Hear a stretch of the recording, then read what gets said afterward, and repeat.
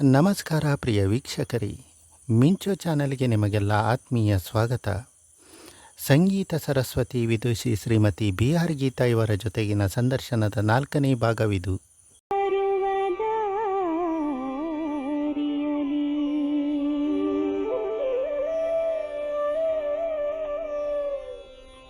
ಹಗಲು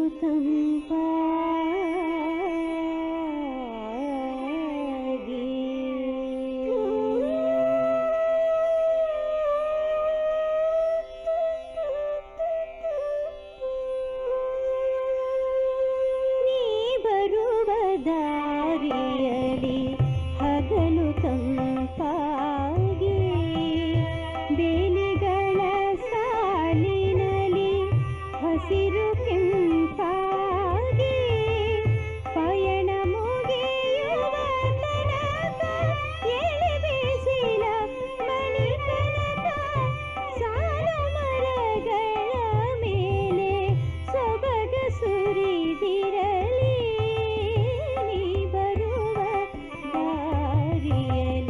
ಹಗಲು ತಂಪಾಗಿ.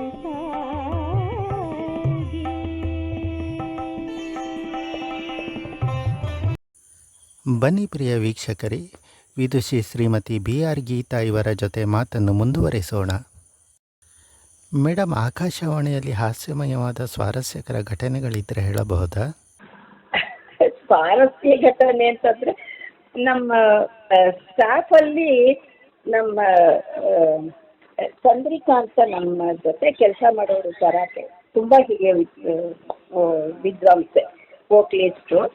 ಆಕೆ ಸಂಗೀತದಲ್ಲಿ ಎಷ್ಟು ಪ್ರಾವೀಣ್ಯತೆನೋ ಅದೇ ಥರ ಈ ಪ್ರಾಸಬದ್ಧವಾಗಿ ಮಾತಾಡೋದು ಅವ್ರ ಫ್ಯಾಮಿಲಿನಲ್ಲಿ ಎಲ್ಲರೂ ಮಾತಾಡೋರು. ಆಕೆ ತುಂಬಾ ತಮಾಷೆಯಾಗಿ ಮಾತಾಡೋರು. ಊಟದ ಟೈಮ್ನಲ್ಲಿ ನಮ್ದು ಇದು ಹಾಸ್ಯಗಳು ನಡೆಯೋದು ಸರ್. ಅದರಲ್ಲಿ ನಮ್ಮ ಅಂದರೆ ಇದು ಹೇಳಿದ್ರೆ ತಪ್ಪಾಗುತ್ತೋ ಏನೋ ಗೊತ್ತಿಲ್ಲ, ಇದನ್ನು ಹಾಸ್ಯವಾಗಿ ತಗೋಬೇಕಷ್ಟೆ. ನಮ್ಮ MT ಶಲ್ವನಾರಾಯಣ ಅಂತ ಅವರು ತುಂಬ ಹಿರಿಯ ವಿದ್ವಾಂಸರು, ತುಂಬ ಒಳ್ಳೆ ವಿದ್ವಾಂಸರು. ಅವರು ಸ್ವಲ್ಪ ದಪ್ಪಗಿದ್ರು ಅವಾಗ, ಚಿಕ್ಕವರು. ಅವಾಗ ಒಂದು ಸ್ವಲ್ಪ ದಪ್ಪ ಇದ್ರು. ಅವರು TVS 50 ಒಂದು ಇದಿಟ್ಕೊಂಡಿದ್ರು, ಲೂನಾ ಥರ. ಅದಕ್ಕೆ ನೆಕ್ಸ್ಟ್ TVS 50 ಅಂತ ಬರೋದು ಆವಾಗೆಲ್ಲ. ಆ TVS 50 ಮೇಲೆ ಇವರು ಓಡಿಸ್ಕೊಂಡ್ಬರ್ಬೇಕು, MT ಶಲ್ವನಾರಾಯಣ, MTS. ಅದಕ್ಕೆ ಆಕೆ ನಮ್ಮ ಹತ್ರ ಎಲ್ಲ ತಮಾಷೆ ಹೇಳಿದ್ರು, TVS 50 ಮೇಲೆ MTS 100 ಅನ್ನೋರು. ತುಂಬ ಹಾಸ್ಯ. ಈ ಥರ ಎಲ್ಲ ಹಾಸ್ಯ ತುಂಬ ಚೆನ್ನಾಗಿ. ಆಮೇಲೆ ನಮ್ಮ ವಿಶ್ವನಾಥ್ ನಾಕೋಡವರು ಸರ್, ಅವರು ತುಂಬ ಹಾಸ್ಯ ಪ್ರವೃತ್ತಿ. ಆಮೇಲೆ ಅವರು ಅಷ್ಟೇ, ಅವ್ರಿಗೆ ಅವರ ಇದರಲ್ಲಿ ಅವರು ಮುಂಚೆ ಚಿಕ್ಕವರಾಗಿದ್ದ ಹಾಸ್ಯದ ಸನ್ನಿವೇಶಗಳು ಅವರು ಕಲಿಬೇಕಾದ್ರೆ, ಅವರು ಚಿಕ್ಕವರಾಗಿದ್ದಾಗ ನುಡಿಸ್ಬೇಕಾದ್ರೆ ಏನೇನು ಹಾಸ್ಯಗಳು ನಡೀತೋ ಅದೆಲ್ಲ ಹೇಳೋರು ಸರ್. ನಮಗೆ ಬಹಳ ತಮಾಷೆಯಾಗಿರೋದು, ತುಂಬ ನಗು ಬರೋದು, ನಮಗೆ ನಕ್ಕು ಬಿಡ್ತಾ ಇದ್ವಿ. ಆಮೇಲೆ ನಮ್ಮಲ್ಲಿ ಒಬ್ಬರು ಕಲಾವಿದೆ ಬರೋರು ಸರ್ ಹಾಡೋದಕ್ಕೆ.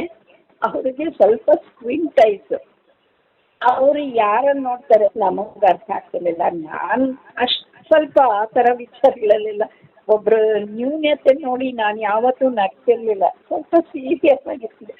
ನಮ್ಮೊಬ್ಬರು ಸ್ಟಾಫ್ ಆರ್ಟಿಸ್ಟ್ ಒಬ್ಬರು, ಅವರು ಬಂತು ಅಂದರೆ ಅವ್ರ ಥರನೇ ಕಣ್ಣು ಮಾಡಿ ಹೀಗೆಲ್ಲ ತೋರಿಸೋರು. ರೆಕಾರ್ಡಿಂಗ್ ಟೈಮ್ನಲ್ಲಿ ನಗು ಬಂದರೂ ನಾವು ನಗ್ತಾ ಇರಲಿಲ್ಲ. ಅಂದರೆ ಈ ಥರ ತುಂಬ ಹಾಸ್ಯದ ಸನ್ನಿವೇಶ ಎಲ್ಲ ನಡೆಯೋದು. ಆಮೇಲೆ ಇನ್ನೊಂದು ಸಲ ಒಬ್ಬರು ಹರಿಕಥಾ ವಿದ್ವಾನ್ ಸರ್. ಹರಿಕಥೆನವ್ರಿಗೆ ನಾವು ಮಧ್ಯೆ ಏನಾದರೂ ತಪ್ಪಾದರೆ ಅಲ್ಲೇ ನಿಲ್ಲಿಸ್ಬಿಟ್ಟು ಟೇಪ್ ಆದರೂ ರೆಕಾರ್ಡ್ ಮಾಡ್ತಿದ್ವಿ. ಯಾಕೆಂದರೆ ಮಧ್ಯೆ ಏನು ಪಕ್ವಾದ್ಯ ಅವೆಲ್ಲ ಏನು ಇರಲ್ವಲ್ಲ. ಹಾಗಾಗಿ ಅಲ್ಲಿಂದ ನಿಲ್ಲಿಸ್ಬಿಟ್ಟು ಮುಂದಕ್ಕೆ ರೆಕಾರ್ಡ್ ಮಾಡ್ಕೊಂಡು ಹೋಗ್ತಾ ಇದ್ವಿ. ಅವ್ರಿಗೆ ಏನು ಮಾಡ್ತೀವಿ ನಾವು, ಡ್ಯೂರೇಷನ್ನು ನಾವು ಹೇಳಿದ್ವಿ 30 ನಿಮಿಷದ ಒಂದು ಕತೆ ಅಂದರೆ 1 ನಿಮಿಷ ಅನೌನ್ಸ್ಮೆಂಟ್ ಹೋಯ್ತು ಅಂತಂದ್ರು, 29 ನಿಮಿಷ ನೀವು ಕಥೆ ಮಾಡಬೇಕು ಅಂತ. ಅವ್ರು ಯಾರು ಅಂತ ನನಗೆ ಮರ್ತು ಹೋಗಿದೆ ಆ ಕಲಾವಿದರು. ಅವರು ಶುಂಭ ನಿಶುಂಭ ಅಂತ ಆ ಕಥೆ ಮಾಡಿದ್ರು. ಅವರೆಲ್ಲ ಕಥೆ ಮಾಡ್ಕೊಂಬಂದ್ರು. ಕೊನೆ ನಾವು ಹೇಳಿದ್ವಿ, ಕೊನೆ 2 ನಿಮಿಷ, 1 ನಿಮಿಷ, ಅರ್ಧ ನಿಮಿಷ, ಅರ್ಧ ಅಂತ ತೋರಿಸ್ಬಿಟ್ಟು ಆಮೇಲೆ ಕೈ ಬೆರಳನ್ನು ಹಿಂಗೆ ಸುತ್ತೀವಿ, ಆವಾಗ ಮುಕ್ತಾಯ ಅಂತ. ನೀವು 1 ನಿಮಿಷ, ಅರ್ಧ ನಿಮಿಷ ಇದೆ ಅಂದಾಗ ನೀವು ಮಂಗಳ ಹಾಡ್ಕೊಂಡು ಬಂದು ಹಿಂಗಿಂಗಂತ ಮುಕ್ತಾಯ ಮಾಡಿಬಿಡಿ ಅಂತ ಹೇಳಿ. ಫೋನ್ ತಂದವರು ಅವರು 2 ನಿಮಿಷ ಇದೆ ಅಂತ ತೋರಿಸ್ ತಕ್ಷಣ ಅವರಿಗೆ ಗಾಬರಿ ಆಗೋಯ್ತು. ಅದ್ರಲ್ಲಿ ಇನ್ನೂ ಆವಾಗ ಇನ್ನೂ ಯುದ್ಧ ಭೂಮಿಗೆ ಅವ್ರು ಬಂದು ಅದರಲ್ಲೆಲ್ಲ ತುಂಬಾ ಕಥೆ ಇದೆ. ಆ ಕಥೆ ನನಗೆ ಗೊತ್ತಿಲ್ಲ, ಬಟ್ ಆ ಶುಂಭ ನಿಶುಂಭರು ಇದರಲ್ಲಿ ತುಂಬಾ ಕಥೆ ಇದೆ. ಅವ್ರಿಗೆ ಗಾಬರಿನಲ್ಲಿ ಅವ್ರಿಗೆ ಏನ್ ಹೇಳ್ಬೇಕು ಅಂತ ಗೊತ್ತಾಗ್ಲಿಲ್ಲ. ಶುಂಭ ನಿಶುಂಭರು ನಾವು 2 ನಿಮಿಷ ಅಂದ ತಕ್ಷಣ ಹ್ಞೂ ಅಂತ ಆ ಫೋನು ರೆಕಾರ್ಡ್ ಆಗೋಯ್ತು. ಹ್ಞೂ ಅಂದ್ಬಿಟ್ಟು ಶುಂಭ ನಿಶುಂಭರು ಯುದ್ಧ ಭೂಮಿಗೆ ಬಂದ್ರು, ಯುದ್ಧ ಮಾಡಿದ್ರು, ಮಡಿದರು ಅಂತ ಹೇಳ್ಬಿಟ್ಟು ಠಕ್ ಅಂತ ನಿಲ್ಲಿಸ್ಬಿಟ್ರು. ತಕ್ಷಣ ಸ್ಟಾಪ್ ರೆಕಾರ್ಡಿಂಗ್ ಸ್ಟಾಪ್ ಮಾಡಿ ನಮ್ಮ ಆರ್ಯ ರಾಜಗೋಪಾಲನ್ ಅಂತ ಅದನ್ನು ತುಂಬ ದೊಡ್ಡ ಮೃದಂಗದ ಕಲಾವಿದರು ಪ್ಲಸ್ ಘಟ್ಟದಲ್ಲಿ ತುಂಬಾ ಹೆಸರು ಮಾಡಿದವರು. ಅವರು ಸಿಕ್ಕಾಪಟ್ಟೆ ಜೋವಿಯಲ್ ಪರ್ಸನ್. ಅವ್ರು ಬಂದ್ಬಿಟ್ಟು ಚೆನ್ನಾಗಿ ಬೈದು, ಏನ್ ಸರ್ ಅಷ್ಟು ಗೊತ್ತಾಗೋದಿಲ್ವಾ ನಿಮಗೆ? 2 ನಿಮಿಷ ಅಂದ್ರೆ 1 ನಿಮಿಷಕ್ಕೆ 60 ಸೆಕೆಂಡ್ಗಳು. ಎಷ್ಟು ವಿಚಾರಗಳನ್ನು ಹೇಳ್ಬೋದು, ಎಷ್ಟು ಮಾತಾಡ್ಬೇಕು, ಎಷ್ಟು ವಿಚಾರ ಹೇಳಬೇಕು. ನೀವು ನೋಡಿದ್ರೆ ನಾವು 2 ನಿಮಿಷ ಆದ್ಮೇಲೆ 1 ನಿಮಿಷ, ಆಮೇಲೆ ಅರ್ಧ ನಿಮಿಷ, ಆ ಅರ್ಧ ನಿಮಿಷ ತೋರಿಸ್ದಾಗ ನೀವು ಒಂದು ಮಂಗಳ ಹಾಡಿ ಅಂತ ಹೇಳಿದೀವಿ ನಾವು. ನೀವು ತುಂಬಾ ನಿಮಿಷಗಳು ಬಂದ್ರು, ಯುದ್ಧ ಮಾಡಿದ್ರು, ಮಡಿದ್ರು ಅಂತ ಅನ್ನಕ್ಕೆ 10 ಸೆಕೆಂಡು ಆಗಲ್ಲ. ಇನ್ನು 1 ನಿಮಿಷ 50 ಸೆಕೆಂಡು ನಾ ಕುತ್ಕೊಂಡು ಕತೆ ಮಾಡ್ಲಾಗ್ಲಿ. ಕೋಪ ಬಂದ್ಬಿಡ್ತು. ಇಲ್ಲ ತಿರ್ಗಾ ನಾವು ಕೊನೆ 2 ನಿಮಿಷದಿಂದ ತಿರ್ಗಾ ತಗೋತೀನಿ ಹೇಳಿ ಅಂತಂದ್ರು. ಅವ್ರಿಗೆ ಆ ಗಾಬರಿಗೋ ಏನೋ ಬ್ಲಾಂಕ್ ಆಗ್ಬಿಟ್ರು ಸರ್ ಅವರು. ಅವ್ರಿಗೆ ಗೊತ್ತಾಗ್ತಾನೇ ಇಲ್ಲ, ಏನ್ ಮಾಡ್ಬೇಕು ಅಂತ ಗೊತ್ತಾಗ್ಲಿಲ್ಲ ಅವ್ರಿಗೆ. ಅಯ್ಯೋ ಎಷ್ಟು ಹಾಸ್ಯದ ಸನ್ನಿವೇಶ. ಕೊನೆಗೂ ಎಷ್ಟು ಸಲ ಟ್ರೈ ಮಾಡಿದ್ರು ಅವ್ರಿಗೆ ಮುಂದಕ್ಕೆ ಕತೆ ಬೆಳ್ಸಕ್ ಗೊತ್ತಾಗ್ಲೇ ಇಲ್ಲ. ಆಮೇಲೆ ಹೇಳ್ಕೊಂಡ್ಬಿಟ್ರು ಅವರು, ಇಲ್ಲ ನನಗೆ ಏನು ಹೊಳಿತಾ ಇಲ್ಲ. ಅವ್ರು ಪ್ರತಿ ಸಲ ಸ್ಕ್ರಿಪ್ಟ್ ಎಲ್ಲ ತಗೊಂಡ್ ಬರೋರು, ಮುಂಚೆನೆ ಎಲ್ಲ ಹೇಳಿ ಮುಗಿಸ್ಬಿಟ್ಟಿದ್ದಾರೆ, ಇನ್ನೇನು ಕತೆ ಇಲ್ವಂತೆ. ಬೇರೆ ಏನೋ ತಮಗೆ ತೋಚ್ಕೊಂಡು ಹೇಳಬೇಕು. ಅವ್ರಿಗೇನೋ ಪಾಪ ಅವತ್ತು ಬ್ಲ್ಯಾಂಕ್ ಆಗೋಯ್ತು, ಅವ್ರು ಹೇಳಲಿಲ್ಲ. ಕೊನೆಗೆ ಹೋಗಿ ಮಂಗಳ ಹಾಡಿ ಮುಂದಕ್ಕೆ ಅವ್ರು ಕಿಲ್ಲರೋ ಏನ್ ಬೇಕಾದ್ರೆ ಹಾಕೊಳ್ಳಿ, ನಾವೇನ್ ಮಾಡೋದು, ಇಷ್ಟೆಲ್ಲ ಹೇಳಿದ್ರು ನೀವು ಮಾಡ್ಲಿಲ್ಲ ಅಂದ್ರೆ ನಾವೇನ್ ಮಾಡಕ್ಕಾಗತ್ತೆ ಅಂದ್ರು. ಕೊನೆಗೆ 2 ನಿಮಿಷ ಅವ್ರದ್ದು ಮಂಗಳ ಹಾಡಿದ್ದನ್ನೇ ಆಡ್ತಾ ಇದ್ದಾರೆ. ಆ ಮಂಗಳಕ್ಕೆ ಹಾಡನ್ನೇ 2 ನಿಮಿಷ ಅದೇ ಮಂಗಳ ಹಾಡಿದ್ದನ್ನೇ ಹಾಡ್ತಾ ಇದಾರೆ. ಹಾಡಿದ್ದನ್ನೇ ನಮಗ್ ನಗು ಅಂದ್ರೆ ಕೊನೆಗೆ 2 ನಿಮಿಷ ಆ ಮಂಗಳ ಹಾಡಿ ಮುಗಿಸಿದ್ರು. ಕತೆ ಮಾಡಕ್ ಬರ್ಲೇ ಇಲ್ಲ ಅವ್ರು. ಈ ತರ ಹಾಸ್ಯದ ಸನ್ನಿವೇಶಗಳು ಬಹಳ ಇದೆ ಸರ್. ಒಂದೊಂದು ಹೇಳ್ಕೊಂಡು ಹೋಗ್ತಾ ಇದ್ರೆ ತುಂಬಾ ತಮಾಷೆ ಅನ್ಸುತ್ತೆ. ಹೀಗೆ ಒಂದು ಲೈವ್ನಲ್ಲಿ ಸರ್, ಒಂದು ವಚನದ್ದು ಲೈವ್ 9 ನಿಮಿಷ, ಆಕೆ 3 ವಚನ ಕೊಟ್ಟಿದ್ರು ಹಾಡೋದಿಕ್ಕೆ, ಒಬ್ರು ಲೇಡಿ ಆರ್ಟಿಸ್ಟ್. ಅವಾಗ ನಮ್ಮ ಎಡಿ ಜಕರಯ್ಯ ಅಂತ ತುಂಬಾ ಹಳೆಯ ವಿದ್ವಾಂಸರು, ವೈಲಿನ್ ಅವರಿದ್ರು. ಮೃದಂಗ ನಮ್ಮ ರಾಜಕೇಸರಿ ಅವ್ರು ಇದ್ರು ಅನ್ಸುತ್ತೆ. ಅವತ್ತು ನಾವು ತುಂಬಾ ಬಿಡ್ತಾ ಇದ್ದೆ. ಅವ್ರೇನ್ ಮಾಡಿದ್ರು, 3 ಹಾಡು ಮುಂಚೆನೆ ಕೊಟ್ಬಿಟ್ಟಿರ್ತಾರಲ್ಲ ಅನೌನ್ಸರ್ಸ್ಗೆ, 3 ಹಾಡ್ತೀರೇನಮ್ಮ ನೀವು? 3 ಹಾಡ್ತೀನಿ ಅಂತಂದ್ರು. ಸರಿ, ಫಸ್ಟ್ ಹಾಡು ಅನೌನ್ಸ್ಮೆಂಟ್ ಆಯ್ತು. ಮೊದಲನೇ ವಚನ ಶುರು ಮಾಡಿದ್ರು. 1 ನಿಮಿಷ 1.25 ನಿಮಿಷಕ್ಕೆ ಮೊದಲನೇ ಮುಗಿದೋಯ್ತು. ಆಮೇಲೆ ಹಿಂಗೆ ಅಂದ್ರೆ ಇಲ್ಲ ಹಾಡ್ತೀನಿ ಅಂತಂದ್ರು.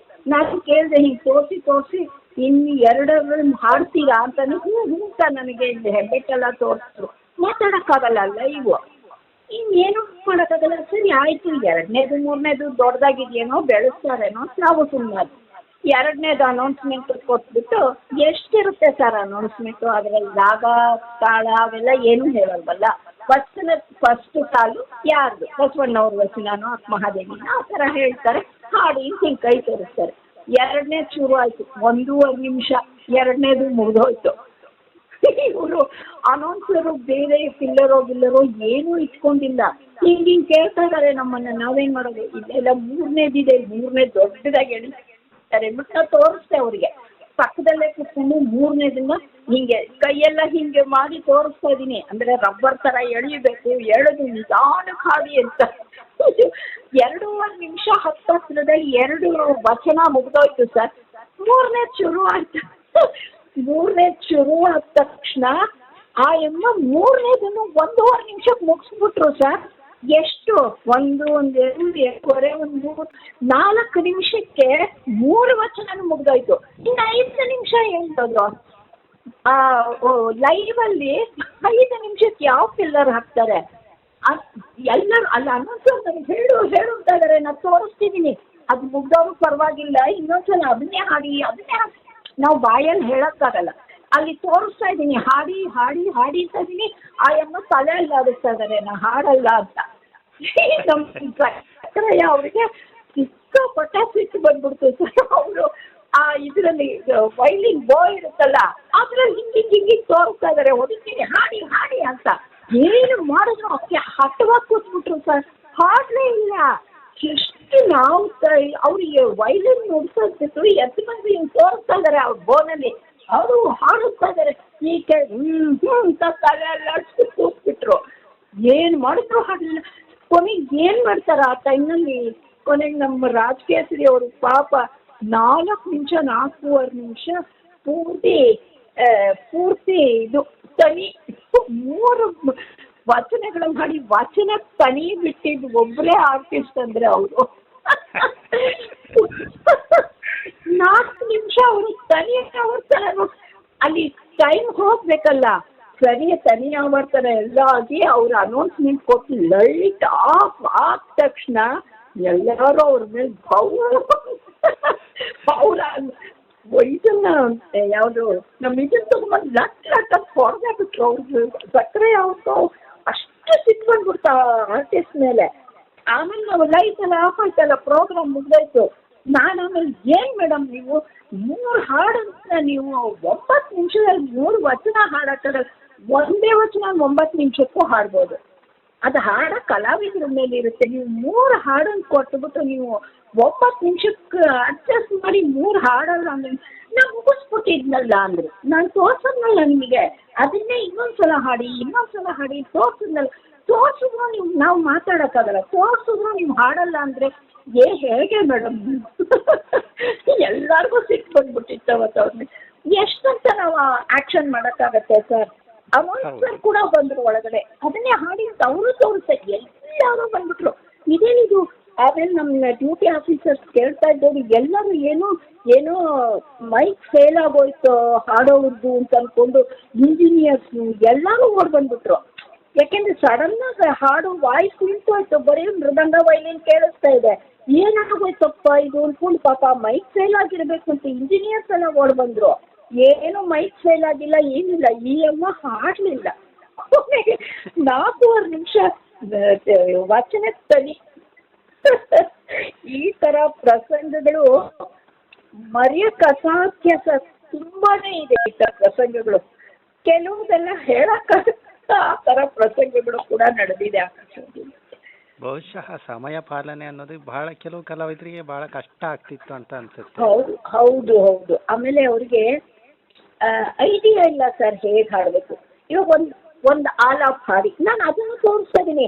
ಮಧ್ಯದ ಸಾಲು ಬರುತ್ತಲ್ಲ ಕೊನೆಯಲ್ಲಿ, ಇವಾಗ ಸರ್ ನಮ್ಮ ಮಲ್ಲಿಕಾರ್ಜುನ ಅಂದರೆ ಅಲ್ಲೊಂದಷ್ಟು ಆಲಾಪ್ ಹಾಡಿ ನಾವು ತೋರಿಸ್ತಾ ಇದ್ದೀನಿ ಅಂತ ಆಕ್ಷನ್ ಮಾಡಿ ಹಾಡಿ ಅಂದರೆ ಅವ್ರಿಗೆ ಆ ಕೆಪಾಸಿಟಿ ಇಲ್ಲ, ಅರ್ಥನೂ ಆಗ್ತಾ ಇಲ್ಲ. ನಾನು ಏನು ಹೇಳ್ತೀನಿ ಅರ್ಥ ಆಗ್ತಾ ಇಲ್ಲ.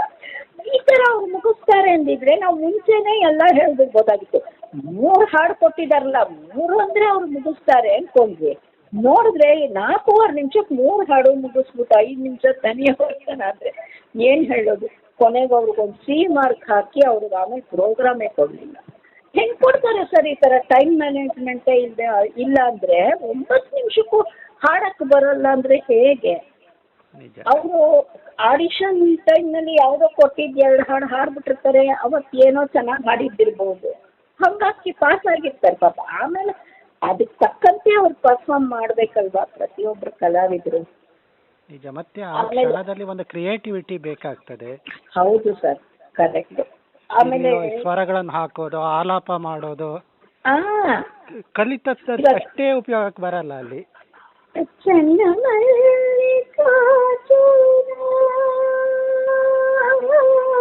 ಅದನ್ನ ಬೆಳೆಸ್ಬೋದಲ್ಲ,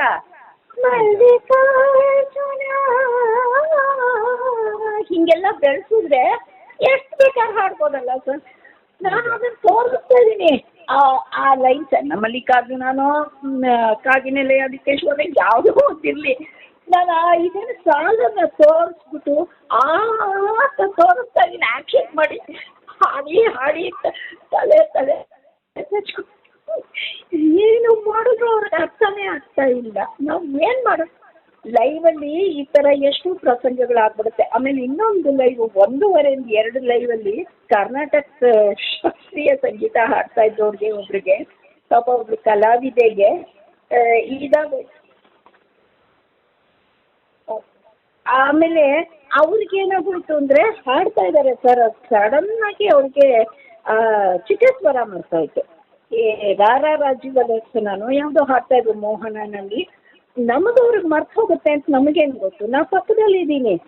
ಅವಾಗ ಹೇಳ್ಕೊಡಕ್ಕೂ ಆಗಲ್ಲ.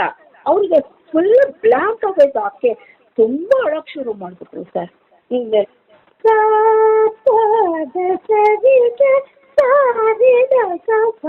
ಅಲ್ಲಿ ತನಕ ಹಾಡಿದ್ರು. ಮುಂದಕ್ಕೆ ಅಂತ ಹಾಡಬೇಕು, ಅದು ಮರ್ತೋಯ್ತು. ಎಷ್ಟು ಹೊತ್ತಾದರೂ ಅವ್ರಿಗೆ ಹಾಡಿದ ತಿರ್ಗಾ ಹಾಡಿ ಹಾಡಿ ತೋರಿಸ್ತಾರೆ. ತಿರ್ಗಾ ಸಾಪಾದ ಸರಿಗೆ ಸಾರಿದ ಸಪದ ಅಂತಾರೆ, ಮುಂದಕ್ಕೆ ಬರ್ತಾ ಇಲ್ಲ, ಮತ್ತೆ ಹೋಯ್ತು ಅವ್ರಿಗೆ. ನಾವು ಬರ್ದು ತೋರ್ಸೋಕ್ಕಾಗಲ್ಲ, ನಮ್ದು 2 ಕೈ ಇದಿರಲ್ವಲ್ಲ, ಬರ್ದು ಹೆಂಗೆ ತೋರಿಸ್ತೀರಿ? ಕಿವಿನಲ್ಲಿ ಎಷ್ಟು ಅಂತ ಹೇಳ್ತೀನಿ. ನೆಕ್ಸ್ಟ್ ಲೈನ್ ಹಾಡಿನ ತೋರಿಸ್ದೆ ಕಿವಿನಲ್ಲಿ ಅವ್ರಿಗೆ. ಹಾಡ್ತಾ ಇದ್ರು ಆಕೆಗೆ, ಆ ಗಾಬರಿಗೆ ಅಳ್ತಾ ಇದ್ದಾರೆ ಪಾಪ. ಅವರಿಗೆ ಏನು ಮಾಡಿದ್ರು ಗೊತ್ತಾಗಲಿಲ್ಲ, ಹಾಡಲೇ ಇಲ್ಲ. ಅವ್ರು ಅದನ್ನು ವೈಲಿನ್ನಲ್ಲಿ ನುಡಿಸ್ಬಿಟ್ರು ಕೊನೆಗೆ. ನಾನು ಹೋಗಲಿ ಬಿಡಿ ಮೇಡಮ್ ಅಂತ ಹಿಂಗೆ ತೋರಿಸ್ದೆ. ವೈಲಿನ್ ಅವ್ರನ್ನ ಹಿಂಗೆ ಅವರು ಪಾಪ ಬ್ಯಾಕ್ಗ್ರೌಂಡ್ ಮ್ಯೂಸಿಕ್ ಥರ ಆಗೋಯ್ತದು. ಇವರು ಬಿಟ್ಬಿಟ್ರು, ಅವರು ಬ್ಯಾಕ್ಗ್ರೌಂಡ್ ಥರ ಅವರು ಚಿಕ್ಕೇಶ್ವರ ಪೂರ್ತಿ ನೋಡಿಸೋದು. ಈ ಥರ ಎಷ್ಟೋ ಪ್ರಸಂಗಗಳು ಇದೆ ಸರ್. ಅದು 1-2 ಹೇಳ್ಕೊಂಡು ಹೋದ್ರೆ ಬೇಕಾದಷ್ಟು. ಅಂದರೆ ಲೈವ್ ಇದ್ದಾಗ ಏನೂ ಮಾಡೋಕ್ಕಾಗಲ್ಲ. ಬೇರೆ ಯಾವ್ದೋ ರೆಕಾರ್ಡಿಂಗ್ ಅಂದರೆ ನಿಲ್ಲಿಸ್ಬಿಟ್ಟು ತಿರ್ಗಾ ಮೊದಲಿಂದ ತಗೊಂಡು ಮಾಡಬಹುದು. ಬಟ್ ಈ ಲೈವ್ ಪ್ರೋಗ್ರಾಮ್ನಲ್ಲಿ ಮಾತ್ರ ಈ ಥರ ತುಂಬ ಆಗಿದೆ ಸರ್. ಇದು ಅವ್ರಿಗೆ ಗೊತ್ತೇ ಆಗ್ತಿರ್ಲಿಲ್ಲ. ಏನೋ ಸಡನ್ನಾಗಿ ಮರ್ತೋದಾಗ ಗಾಬರಿ ಆಗ್ಬಿಟ್ಟು ಅವ್ರಿಗೆ ಎಲ್ಲ ಮರ್ತೇ ಹೋಯ್ತು. ಅವ್ರು ಸ್ಕ್ರಿಪ್ಟು ತಂದಿಲ್ಲ ಹೋಗ್ಲಿ ಅಂದರೆ. ತುಂಬ ಹಳೆ ಕಲಾವಿದೆ, ತುಂಬ ದೊಡ್ಡ ಆರ್ಟಿಸ್ಟು ಪಾಪ. ಆ ಟೈಮ್ನಲ್ಲಿ ಅದಕ್ಕೆ ಹೇಳೋದು ಸರ್, ಒಂದೊಂದ್ಸಲ ಎಂಥ ದೊಡ್ಡವರಾದರೂ ಆ ಟೈಮ್ನಲ್ಲಿ ಕೈ ಕೊಟ್ಟು ಬಿಡುತ್ತೆ. ಅದಕ್ಕೆ every day is A test ಅಂತಾರೆ. ಮ್ಯೂಸಿಕ್ಕು ಯಾರಿಗೂ ಅವತ್ತು ನಾವು ಚೆನ್ನಾಗೇ ಹಾಡ್ತೀನಿ, ಚೆನ್ನಾಗೇ ನುಡಿಸ್ತೀನಿ, ನಾನು ಅದ್ಭುತವಾಗಿ ಇವತ್ತು ಹಾಡ್ತೀನಿ, ಅದ್ಭುತವಾಗಿ ನುಡಿಸ್ತೀನಿ, ಯಾವುದೇ ಎಂಥ ದೊಡ್ಡ ಕಲಾವಿದರು ಆದರೂ ನಾವು ಹೇಳೋಕ್ಕಾಗಲ್ಲ. ಹಾಗೆ ಆ ಜಾಗ ಅವತ್ತು ಕೂತಿದ್ದು ವೇಳ ವಿಶೇಷ ಅವತ್ತು ಒದಗಿ ಬರಬೇಕು. ಆ ದೇವಿ ನಮಗೆ ಸರಸ್ವತಿ ತಾಯಿ ಕೃಪೆ ಮಾಡಿದ್ರೆ ಮಾತ್ರನೇ ನಾವು ಅವತ್ತು ಚೆನ್ನಾಗಿ ಪರ್ಫಾರ್ಮ್ ಮಾಡೋಕ್ಕಾಗತ್ತೆ. ನಮ್ಮ ತಂದೆಯವರು ಹೇಳೋರು, ಪ್ರತಿದಿನ ಪ್ರತಿ ಸ್ಟೇಜು ಕೂಡ ಅದು ತುಂಬ ದೊಡ್ಡ ಇದಮ್ಮ, ಅದು ಸ್ಥಳ. ಆ ಟೈಮ್ನಲ್ಲಿ ಒದಗಿ ಬರಬೇಕು. ನೀವೊಂದು ಕಚೇರಿ ಹಾಡ್ತೀಯ ಅಂತಂದರೆ ಎಲ್ಲನೂ ಒಂದೇ ಸ್ಟ್ಯಾಂಡರ್ಡಲ್ಲಿ ಬಂದ್ಬಿಡಲ್ಲ. ಫಸ್ಟ್ ಒಂದಷ್ಟು ವಾರ್ಮ್ ಅಪ್ ಆಗಬೇಕು ವಾಯ್ಸು, ಅಥವಾ ಮೈಕ್ಸು ಸರಿಗೆ ಇನ್ನೂ ಸೆಟ್ ಆಗಿರಲ್ಲ, ಜನ ಇರಲ್ಲ, ಏನೋ ಮನೋಧರ್ಮ ಬಂದಿರಲ್ಲ. ಆಮೇಲೆ ಒಂದು ಸ್ವಲ್ಪ ಸೆಟ್ ಆದಮೇಲೆ ಮನೋಧರ್ಮ ಬರುತ್ತೆ, ಚೆನ್ನಾಗಿ ಬರುತ್ತೆ. ಅದು ಎಲ್ಲ ಕಲಾವಿದರಲ್ಲೂ ನ್ಯಾಚುರಲ್ ಆಗಿ ಆಗೋವಂಥ ವಿಷಯ ಅದು. ಅದರಿಂದ ಏನು ಅದಕ್ಕೆ ಬೇಜಾರು ಮಾಡ್ಕೋಬಾರ್ದು, ಸೊಂಕ ಆಗಬಾರ್ದು. ಏನಾದರೂ ಹಂಗೆ ಆಗೋದ್ರು ಸೊಂಕ ಆಗಬಾರ್ದು. ಆ ಟೈಮ್ನಲ್ಲಿ ಏನು ಬರುತ್ತೆ ಅದನ್ನು ಹಾಡಿಕೊಂಡು ಇದು ಹೋಗಿದ್ರ ಬಗ್ಗೆ ಯೋಚನೆ ಮಾಡಬಾರ್ದು. ನೆಕ್ಸ್ಟ್ ಚೆನ್ನಾಗಿ ನಾವು ಪರ್ಫಾರ್ಮ್ ಮಾಡಬೇಕು. ಅದೇ ಒಬ್ಬರು ನಿಜವಾದ ಕಲಾವಿದರಲ್ಲಿರೋ ಗುಣ ಅಂತ ಹೇಳೋರು ನಮ್ಮ ತಂದೆಯವರು. ಅದೆಲ್ಲ ನೆನಪು ಬರುತ್ತೆ ಸರ್. ಮತ್ತೆ ಇನ್ನೊಂದು ಇರುತ್ತೆ ಅಂತ ತುಂಬ ಜನ ಕಲಾವಿದರು ಹೇಳಿದ್ದು ಕೇಳಿದ್ದೇನೆ, ಕೆಲವು ಸ್ಟೇಜಿನ ನೆಗೆಟಿವ್ ಅಥವಾ ಪಾಸಿಟಿವ್ ಎನರ್ಜಿ ಪರಿಣಾಮ ಬೀರುತ್ತೆ ಅಂತ.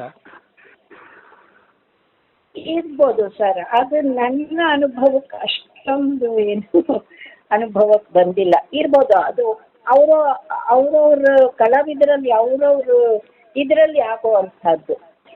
ನೆಗೆಟಿವ್ ಪರಿಣಾಮ ಅಂದರೆ ಇರಬಹುದು, ಸ್ಥಳದ ಮಹಿಮೆ. ಆಮೇಲೆ ಒಂದು ಸಲ ನನಗೆ ಆಗಿದೆ ಸರ್, ಅದು ಒಂದು ಕಡೆ ಯಾವುದೋ ಊರು ಸರ್, ಬೇರೆ ಊರು, ಅಲ್ಲಿಗೆ ಕಚೇರಿಗೆ ಅಂತ ಹೋಗಿದ್ದೀವಿ. ಮಧ್ಯಾಹ್ನ ಎಲ್ಲ ನೋಡಿದ್ರೆ ಒಳ್ಳೆ ಒಣ ಹವೆ, ಫಸ್ಟ್ ಕ್ಲಾಸಾಗಿ ಬಿಸಿಲು, ಎಲ್ಲ ಚೆನ್ನಾಗಿತ್ತು. ಸಾಯಂಕಾಲ 7 ಗಂಟೆಗೆ ಕಚೇರಿ ಶುರು ಆಯ್ತು. ಒಂದು ಅರ್ಧ ಗಂಟೆ ಹಾಡಿದ್ದೀನಿ.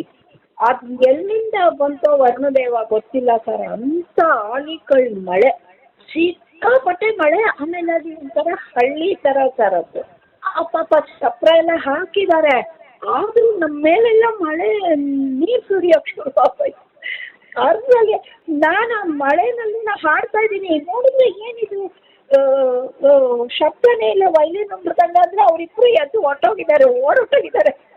ಮಳೆ ನೀರು ಬರೋಕ್ಕೆ ನಾನು ಅದೇ ಹೇಳಿದ್ನಲ್ಲ, ಒಂದೊಂದ್ಸಲ ಕಣ್ಣು ಮುಚ್ಕೊಂಡು ಹಾಡ್ತಾ ಇದ್ದೆ ಅಂತ. ನನ್ನ ಕಡೆಗೆ ನಾನು ಹಾಡ್ತಾ ಇದ್ದೀನಿ, ನನ್ನ ಮೇಲೆ ನೀರು ಬಿಟ್ಟಾಗ ಬೆಚ್ಚ ನೋಡ್ತೀನಿ, ನಾನು ಹಾಡ್ತಾನೆ ಇದ್ದೀನಿ. ನೋಡಿದ್ರೆ ಅವರಿಬ್ಬರು ಎದ್ದೋಗಿದ್ದಾರೆ. ಅಂತ ಜೋರು ಮಳೆ ಬರ್ತಾ ಇದೆ, ನಂಗೆ ಅದು ಅರಿವೇ ಆಗಿಲ್ಲ. ಅದ್ರ ಮೇಲೆ ನಮಗೆ ಸುರಿಯೋಕೆ ಶುರು ಆದಾಗ ಅವರಿಬ್ರು ಆಗ್ತಾನೆ ಹಿಂಗೆ ಎದ್ದು ಸ್ಟೇಜಿಂದ ಇಳಿದಿದ್ದಾರೆ. ಆಮೇಲೆ ನಾ ಕಂಡುಬಿಟ್ಟು ನೋಡಿದ್ದೀನಿ, ಹಂಗೆ ನಮ್ಮ ಮೇಲೆಲ್ಲ ನೀರು ಬರೋಕ್ಕೆ ಶುರು ಆಗೋಯ್ತು. ಆಮೇಲೆ ಪಾಪ ಅವರು ಹಾಗೆ ಮೇಲೆ ಒಂದು ಪ್ಲಾಸ್ಟಿಕ್ ಶೀಟ್ ಎಲ್ಲ ಹಾಕಿ ಎಲ್ಲ ಮಾಡಿ ಹಾಡಿ ಅಂತಂದ್ರು. ಜನ ಇರಲಿಲ್ಲ, ಎಲ್ಲರೂ ಮಳೆನಲ್ಲಿ ಓಪನ್ ಫೀಲ್ಡು ಹೆಂಗೆ ನೆನ್ಕೊಂಡು ಕೇಳ್ತಾರೆ. ಅವ್ರುಗಳಿಗೇನು ಅಂದರೆ ನಾವು ನಿಮ್ಮನ್ನು ಕರ್ಸಿದ್ಮೇಲೆ ನೀವು ಅಷ್ಟೊತ್ತು ಪರ್ಫಾರ್ಮ್ ಮಾಡಬೇಕು ಅಂತ. ಸರಿ, ಆಮೇಲೆ ತಿರ್ಗಾ ಅದೊಂದು ಅರ್ಧ ಗಂಟೆ ನಿಂತು ಹೋಯ್ತು. ಆಮೇಲೆ ತಿರ್ಗಾ ಶುರು ಮಾಡಿ ಸ್ವಲ್ಪ ಮಳೆ ಘಟನೆ ಕಡಿಮೆ ಆಯಿತು. ಹಾಡಿ ಅಂದರು. ಹಾಡಿದ್ರೆ ಅವ್ರು ಪ್ಲಾಸ್ಟಿಕ್ ಶೀಟ್ ಎಲ್ಲ ಹಾಕಿದ್ರಲ್ಲ ಮಳೆ ಬೀಳದೆ ಇರಲಿ ನಮ್ಮ ಮೇಲೆ ಅಂತ, ಅದ್ರ ಮೇಲೆ ಮಳೆ ಹನಿ ಇದು ಮಾಡಿ ಅದು ತೊಟ್ಟ ಅದ್ರದ್ದು ಸೌಂಡು. ಆ ಸೌಂಡಲ್ಲಿ ನಾವು ಹಾಗೆ ಹಾಡ್ಕೊಂಡು ಬಂದ್ವಿ. ಅಂದರೆ ಎಲ್ಲ ಪ್ರತಿಯೊಂದು ಸ್ಟೇಜು, ಪ್ರತಿಯೊಂದು ಕಾರ್ಯಕ್ರಮಗಳು ನಮಗೆ ಒಂದೊಂದು ಬೇರೆ ರೀತಿಯ ಅನುಭವನೆ ಕೊಡುತ್ತೆ ಅಂತ. ಅದೆಲ್ಲ ತುಂಬ ಮುಖ್ಯ ಆಗುತ್ತೆ. ಆ ಥರ ಆದಾಗಲೂ ನಾವು ನಮ್ಮ ಕರ್ತವ್ಯ ನಾವು ಮಾಡಲೇಬೇಕು. ನಮ್ಮನ್ನು ಅವ್ರು ಕರೆಸಿದ ಮೇಲೆ ನಾವು ಹಾಡಲೇಬೇಕು. ಅದು ಅರ್ಥಕ್ಕೆ ಆ ಥರ ನಿಲ್ಲಿಸ್ಬಿಟ್ಟು ಬರೋದು ಸರಿ ಅಲ್ಲ ಅಂತ ನಮ್ಮ ತಂದೆ ಹೇಳೋರು. ಪರವಾಗಿಲ್ಲ, ನೀ ಹಾಡಿದ್ದೆ ಕರೆಕ್ಟು, ನೀನು ಹಾಡಬೇಕು, ಏನಾದರೂ ಆಗಿರಲಿ ಅಂತ. ಆಮೇಲೆ ನಾವು ಪೂರ್ತಿ ಕಾರ್ಯಕ್ರಮ ಮಾಡಿಬಿಟ್ಟೆ ನಾವು ಬಂದ್ವಿ. ಅವರೆಲ್ಲ ಪಾಪ ಒಳಗಡೆ ನಮ್ಮ ಕಾರ್ಯಕ್ರಮ ಆಯೋಜಕರೆಲ್ಲ ಇದ್ದರು ಪಾಪ. ಅಲ್ಲಿ ಆ ಒಳಗಡೆ ಎಷ್ಟು ಜನ ಸೇರ್ಕತ್ತೆ ಅಲ್ಲದ ಅಷ್ಟು ಜನ ನಿಂತಿದ್ರು. ಆ ಕಡೆ ಎಲ್ಲ ತುಂಬ ಪಾಪ ಓಪನ್ ಫೀಲ್ಡಲ್ಲಿ ಇರೋರೆಲ್ಲ ಎದ್ದು ಹೊಟ್ಟೋರು ಮಳೆಯಲ್ಲಿ ನೆನ್ಕೊಂಡು. ಆದರೂ ನಾವು ಕಾರ್ಯಕ್ರಮ ಮಾಡಿದ್ವಿ. ಈ ಥರ ಅನುಭವಗಳು ಕೂಡ ಆಗುತ್ತೆ. ಅದನ್ನು ನಾವು ನೆಗೆಟಿವ್ ಆಗಿ ತೊಗೋಬಾರ್ದು, ಪಾಸಿಟಿವ್ ಆಗಿ ತೊಗೊಂಡೇ ನಾವು ಮಾಡಬೇಕು. ಈ ಥರ ಅನುಭವಗಳು ಕೂಡ ಇರುತ್ತೆ. ಅಂದರೆ ನನಗೆ ಯಾವುದನ್ನು ನೆಗೆಟಿವ್ ಆಗಿ ನನ್ನ ಇದರಲ್ಲಿ ಅನುಭವಕ್ಕೆ ಯಾವುದೂ ಬಂದಿಲ್ಲ ಸರ್. ಎಲ್ಲನೂ ದೈವಾನುಗ್ರಹ, ಎಲ್ಲನೂ ಚೆನ್ನಾಗೇ ಆಗಿದೆ ಅಂತ ಅನ್ಕೋತೀನಿ. ಎಲ್ಲವೂ ಮತ್ತೆ ಒಂದು ಪಾಠಗಳಾಗಿರ್ತದೆ, ಮರೀಲಿಕ್ಕಾಗದ ಅನುಭವ ಆಗಿರ್ತದೆ. ಆವಾಗ ಒಮ್ಮೆ ಕಷ್ಟ ಆಗ್ಬೋದು, ಮತ್ತೆ ಯಾವತ್ತೂ ನೆನೆಸ್ಕೊಂಡಾಗ ಅದೊಂದು ನಗು ತರಿಸುತ್ತೆ. ಖಂಡಿತ ಅದೇನೋ ನಿಜನೇ ಸರ್. ನಾವೀಗ ಆ ಕಚೇರಿ ನೆನೆಸ್ಕೊಂಡ್ರೆ ಇವಾಗ ನಾನು ಹತ್ತಿರ್ತೀನಿ. ಯಾಕೆಂದರೆ ನಾನು ಕಣ್ಣು ಮುಚ್ಕೊಂಡು ಹಾಡಿದ್ದಕ್ಕೆ ಪಕ್ವಾದ್ಯದವ್ರು ಎದ್ದು ಹೋಗಿದ್ದು ನನಗೆ ಗೊತ್ತಾಗಿಲ್ಲ ಅಂತ ನಾನು ಈಗ ನೆನಪು ಮಾಡ್ಕೊಂಡು ನಗ್ತಾ ಇತ್ತು. ಇಂಥ ಒಂದು ಅನುಭವನ ಇದು ಅಂದ್ಬಿಟ್ಟು. ಆಮೇಲೆ ಒಂದು 15-20 ನಿಮಿಷ ಆದಮೇಲೆ ಒಂದು ಸ್ವಲ್ಪ ಆರ್ಭಟ ಕಡಿಮೆ ಆದಮೇಲೆ ನಾವು ಹಾಡಿದ್ವಿ, ಮುಗಿಸಿದ್ವಿ, ಅದು ಬೇರೆ. ಅಂದರೆ ಈ ಥರ ಅನುಭವಗಳು ಎಷ್ಟೊಂದು ಆಗಿರುತ್ತೆ ನಮ್ಮ ಲೈಫಲ್ಲಿ ಅಂತ. ಎಲ್ಲನೂ ಒಂದು ಅನುಭವನೇ. ನಿಜ, ಕಲಾವಿದರಿಗೆ ಮತ್ತೆ ಸಂಗೀತಗಾರರಿಗೆ ಆ ಥರ ಅನುಭವಗಳು ಬಹಳ ಆಗ್ತಾ ಇರ್ತದೆ. ಹೌದು, ಬಹಳ. ಅದು ಎಷ್ಟು ಅಂತಾನೆ ಹೇಳಕ್ಕಾಗಲ್ಲ ಸರ್. ಅದು ಅಂಥ ಅನುಭವಗಳು ನಿಜವಾಗ್ಲೂ ಒಂದೊಂದು ಮರೆಯಲಾದಂಥ ಇನ್ಸಿಡೆಂಟ್ಸ್ ಅಂತ ಹೇಳ್ಬೋದು ನಮ್ಮ ಲೈಫಲ್ಲಿ. ನಿಜ ಮೇಡಮ್. ಇದೇ ಥರ ನಮ್ಮ ಮನೆಯಲ್ಲಿ ಮುಂಚೆ ಚಿಕ್ಕ ವಯಸ್ಸಲ್ಲಿ ನಾವು 4 ಜನ ಅಕ್ಕ ತಂಗಿರು. ಅದರಲ್ಲಿ ಉಷಾ ಅಂತ ನನ್ನ ಸಿಸ್ಟ್ರು ಒಬ್ಬಳೇ ದೊಡ್ಡಮ್ಮಯ್ಯಂಗಾರ ಅವ್ರ ತಮ್ಮ ದೇಶಕರ್ ಅಂತ ಇದ್ರು. ಅವರು ಫ್ಲೂಟಿಸ್ಟು, ಅವ್ರ ವೀಣೆ ಕೂಡ ನುಡ್ಸೋರು. ಅವ್ರ ಹತ್ರ ಅವಳು ವೀಣೆ ಕಲಿತಾ ಇದ್ರು. ನಮ್ಮ ಇನ್ನಿಬ್ಬರು ಅಕ್ಕಂದ್ರು ಮೈಸೂರು ರಾಧಾ ಜಯಲಕ್ಷ್ಮಿ ಅಂತ. ಆಗಿನ ಕಾಲದಲ್ಲಿ ನಮ್ಮ ದೊಡ್ಡಕ್ಕನ ಹೆಸರು ರಾಧಾ, ಎರಡನೇ ಅಕ್ಕ ಜಯಲಕ್ಷ್ಮಿ. ಆ ಮೆಡ್ರಾಸ್ ರಾಧಾ ಜಯಲಕ್ಷ್ಮಿ ಥರ ಇವರು ಆಗಲಿ ಅನ್ನೋ ಒಂದು ಉದ್ದೇಶದಲ್ಲಿ ಮೈಸೂರು ರಾಧಾ ಜಯಲಕ್ಷ್ಮಿ ಇವರಿಬ್ರು ಹಾಡೋರು ಎಲ್ಲ ಕಡೆ. ಅವಾಗ ನಾನು ಇನ್ನೂ ತುಂಬ ಚಿಕ್ಕವಳು, ಸುಮ್ಮನೆ ಹೋಗ್ತಾ ಇದ್ದೆ. ಇವಾಗ ರಾಧಾ ವಿಜಯರಾಘವನ್, ಜಯಲಕ್ಷ್ಮಿ ಶ್ರೀನಾಥ್. ಸೊ ಅವರಿಬ್ರು ಎಲ್ಲ ಕಡೆ ಕಚೇರಿಗಳೆಲ್ಲ ಮಾಡ್ತಾ ಇದ್ರು. ಅವ್ರ ಹಿಂದೆ ನಾನು ಹೋಗ್ತಾ ಇದ್ದೆ, ಹೋಗಿ ಕೇಳ್ತಾ ಇದ್ದೆ, ಎಲ್ಲ ಮಾಡ್ತಾ ಇದ್ದೆ. ಆಮೇಲೆ ನಮ್ಮ ದೊಡ್ಡಕ್ಕನ ಮದುವೆ ಆದಮೇಲೆ ಎರಡನೇ ಅಕ್ಕನ ಒಂದಷ್ಟು ವರ್ಷ ಆದಮೇಲೆ ಅವಳಿಗೂ ಮದುವೆ ಆಗೋಯ್ತು. ಅವಳು ಆಫ್ರಿಕನ್ ಕಂಟ್ರಿಗೆ ಹೊರಟೋದ್ಲು. ನಮ್ಮ ದೊಡ್ಡಕ್ಕ ಮನೆಯಲ್ಲಿ ತುಂಬ ದೊಡ್ಡ ಸಂಸಾರ, ಅವಳು ಅಷ್ಟು ಮುಂದುವರಿಸಲಿಲ್ಲ. ನಾನು ಒಬ್ಬಳೇ ಆ ಇದರಲ್ಲಿ ಕೊನೆಗೆ ನಾನು ಒಂಥರ ಒಬ್ಬಳೇ ಹಾಕಿ ನಾನು ಒಬ್ಬಳೇ ಹಾಡೋದೇ ಅಭ್ಯಾಸ ಆಗಿ ನಾನು ಒಬ್ಬಳೇ ಹಾಡ್ತಾ ಇದ್ದೆ. ಹಾಗಾಗಿ ಎಲ್ಲರೂ ಒಂದೊಂಥರ ಅನುಭವ. ಅವರು ಹಾಡ್ತಾ ಇದ್ದಾಗೆಲ್ಲ ಹೋಗ್ತಾ ಇದ್ದಿದ್ದು, ನಾವು ಕೇಳ್ತಾ ಇದ್ದಿದ್ದು, ನಾವು ಒಬ್ಬರೊಬ್ಬರೇ ಹಾಡ್ತಾ ಇದ್ದಿದ್ದು. ಅಂದರೆ ನಮ್ಮ ದೊಡ್ಡಪ್ಪ ಅವ್ರ ಕಚೇರಿಗೆ, ನಮ್ಮ ತಂದೆಯವ್ರ ಕಚೇರಿ, ದೊಡ್ಡಪ್ಪದ್ರ ಕಚೇರಿ ಎಲ್ಲ ಅಟೆಂಡ್ ಮಾಡ್ತಿದ್ದಲ್ಲ ಸರ್. ನಮ್ಮ ದೊಡ್ಡಪ್ಪ ಅವ್ರಿಗೆ ತುಂಬ ಒಳ್ಳೆಯ ಸಮಯ ಪ್ರಜ್ಞೆ. ಅವರು ಒಂದು ಮೈಸೂರಲ್ಲಿ ಯಾವುದೋ ಕೃಷ್ಣ ಜಯಂತಿ ಒಂದು ಕಾರ್ಯಕ್ರಮ, ಅವರು ಕೊನೆಗೆ ಎಲ್ಲ ಆಗೋಯ್ತು ಕ್ಲಾಸಿಕಲ್ ಎಲ್ಲ, ಕೊನೆಗೆ ದೇವರ ನಾಮಗಳನ್ನು ಏನೋ ಹಾಡ್ತಾ ಇದ್ರು. ಅವ್ರಿಗೆ ಸಡನ್ನಾಗಿ ಪುರಂದರದಾಸರು ಇದು ಅದು ಸಾಹಿತ್ಯ, ಅದಕ್ಕೆ ಅವರಿಗೆ ಗೊತ್ತಿಲ್ಲದಕ್ಕಾಗಿಲ್ಲ ಆದಿಕೇಶವ ಅಂತ ಹಾಡ್ಬಿಟ್ಟು ಪುರಂದರ ವಿಠಲನಕ್ಕೆ ಕಾಲಿನೆಲೆ ಆದಿಕೇಶವ ಅಂತ ಬಂದ್ಬಿಡ್ತು ಅವ್ರಿಗೆ. ಆಮೇಲೆ ಎಷ್ಟು ಸಮಯ ಪ್ರಜ್ಞೆ ಅಂದರೆ ಅವ್ರಿಗೆ ಪಕ್ವಾದ್ಯ ಎಲ್ಲ ಹೋಗ್ತಾನೆ ಇದೆ, ಅವರು ನುಡಿಸ್ತಾ ಇದ್ರು. ಆ ಇದರಲ್ಲಿ ತಕ್ಷಣ ಅವ್ರಿಗೆ ಫ್ಲಾಶ್ ಆಗೋಯ್ತು ಪುರಂದರದಾಸರದ್ದು ಇದು ನನ್ನ ಕಾದಿನೆಲೆ ಆದಿಕೇಶವ ಅಂತ ಹಾಕ್ಬಿಟ್ಟೆ. ಈಗ ಆವಾಗ ಹೇಳ್ತಾರೆ ಕನಕದಾಸರಾದ್ರೇನು ಪುರಂದರದಾಸರಾದ್ರೇನು ಎಲ್ಲರೂ ಅದೇ ಥರ ಸಾಹಿತಿಗಳು, ಎಲ್ಲರೂ ಕೃಷ್ಣನ ಆರಾಧನೆ ಮಾಡಿದವ್ರು ತಾನೆ. ಹಾಗಾಗಿ ನನ್ನ ಪುರಂದರ ವಿಠಲ ಬದಲು ನಾನು ಕಾದಿನೆಲೆ ಆದಿಕೇಶವ ಅಂತ ಹಾಡಿದೆ, ಎಲ್ಲ ಅದೇ ತಾನೆ ಅಂದ್ಬಿಟ್ರು ಸಡನ್ ಆಗಿ. ಅಂದರೆ ಆ ಸಮಯ ಪ್ರಜ್ಞೆ, ಅವರ ಕ್ರಿಯೇಟಿವಿಟಿ ಮತ್ತೆ ಕ್ರಿಯೇಟಿವಿಟಿ. ಆ ತಾಳ ಎಲ್ಲ ಹೋಗ್ತಾ ಇತ್ತು, ಇವ್ರು ನುಡಿಸ್ತಾನೆ ಇದ್ರು. ಮಧ್ಯ ಹೇಳ್ಬಿಟ್ಟು ಇವಾಗ ಪುರಂದರ ವಿಠಲ ಹಾಡ್ತೀನಿ ಅಂತ ಹಾಡಿದ್ರು. ಅಂದರೆ ನಾವು ಗಾಬರಿ ಆಗಬಾರ್ದು, ಯಾವುದೇ ಇರಲಿ ಅದನ್ನು ಆ ಥರ ತಗೋಬೇಕು ಅಂತ. ಈ ಥರ ಇನ್ಸಿಡೆಂಟ್ಸ್ ನನ್ನ ಲೈಫಲ್ಲೇ ತುಂಬ ಆಗಿದೆ ನನಗೆ. ಒಂದು ಕಡೆ ನಾವಿಲ್ಲಿ ಬೆಂಗಳೂರಲ್ಲೇ ವಸಂತಪುರ ಅಲ್ಲಿ ತೆಪ್ಪೋತ್ಸವ ಏನೋ ಮಾಡ್ತಾ ಇದ್ವಿ ಸರ್. ಆಕಾಶವಾಣಿಯಿಂದ ನಾವು ತುಂಬ ಕಲಾವಿದರು ಎಲ್ಲರಿಗೂ 1 ಅವರ್ ಏನೋ ಕಾನ್ಸರ್ಟ್ ಕೊಟ್ಟಿದ್ವಿ. 3-4 ಜನ ನಾವು ಹಾಡಿದ್ವಿ. ಅದ್ರಲ್ಲಿ ನನ್ನ ಇದರಲ್ಲಿ ಅಲ್ಲಿ ರಾಮನ ದೇವಸ್ಥಾನನೂ ಇದೆ, ಶ್ರೀನಿವಾಸನ ದೇವಸ್ಥಾನನೂ ಇದೆ. ಆ್ಯಕ್ಚುಲಿ ಅಲ್ಲಿ ಶ್ರೀನಿವಾಸರ ಮೇಲೆ ಹಾಡಬೇಕು ಅಂತ ನನ್ನ ತಲೆಯಲ್ಲಿ ಅವತ್ತು ಮೇಯ್ನಾಗಿ ಅದೊಂದೇ ಒಂದು ಫಸ್ಟ್ ಒಂದು ಕೃತಿ, ಮೇನ್ ಒಂದು ರಾಗ, ಆಮೇಲೆ ಕೊನೆಯಲ್ಲಿ ಒಂದು ದೇವನಾಮ ಅಷ್ಟೇ ಟೈಮ್ ಇದ್ದಿದ್ದು. 3/4 ಗಂಟೆನೂ ಏನೋ ಒಬ್ಬರೊಬ್ಬರಿಗೆ ಆ ಥರ ಕೊಟ್ಟಿದ್ರು. ಅದರಲ್ಲಿ ನನ್ನ ತಲೆಯಲ್ಲಿ ಶ್ರೀನಿವಾಸರ ಮೇಲೆ ಲತಾಂಗಿ ಅಂತ ಒಂದು ರಾಗ, ಸರಿ ಗ ಮ ಪದ ಆ ಥರ ಬರುತ್ತೆ. ಲತಾಂಗಿ ರಾಗದಲ್ಲಿ ಒಂದು ಇದು ಶೇಷಾದ್ರಿವಾಸ ಅಂತ ನಮ್ಮ ಮುತ್ತಯ್ಯ ಭಾಗವತರ ಕೃತಿ, ಅದನ್ನು ಮೇನಾಗಿ ಹಾಡಬೇಕು ಅಂದ್ಕೊಂಡು ಸ್ಟೇಜ್ ಮೇಲೆ ಕೂತೆ. ಅದನ್ನು ಕೂತ್ಕೊಂಡ ತಕ್ಷಣ ಮನಸ್ಸಲ್ಲಿ ಅದು ಹಾಡಬೇಕು ಅಂತ, ನಾವು ಯಾವುದು ಪ್ರೋಗ್ರಾಮ್ ಇದೆ ಹಾಡಬೇಕು ಅದೇ ಹಾಡಬೇಕು ಅಂತ ಮಾಡ್ಕೊಂಡಿರಲಿಲ್ಲ. ಆ ಶ್ರೀನಿವಾಸ ದೇವ್ರ ಮೇಲೆ ಹಾಡಬೇಕು ಅಂತ ಕೂತ್ಕೊಂಡೆ. ಶುರು ಮಾಡಿದ ತಕ್ಷಣ ಆ ಲತಾಂಗಿ ಬರೋ ಬದಲು ನನ್ನ ಬಾಯಲ್ಲಿ ವಾಚಸ್ಪತಿ ಬಂದ್ಬಿಟ್ಟು ಒಂದೇ ಸ್ವರ ವ್ಯತ್ಯಾಸ ಸರ್, ಅದು ಅಷ್ಟೇ.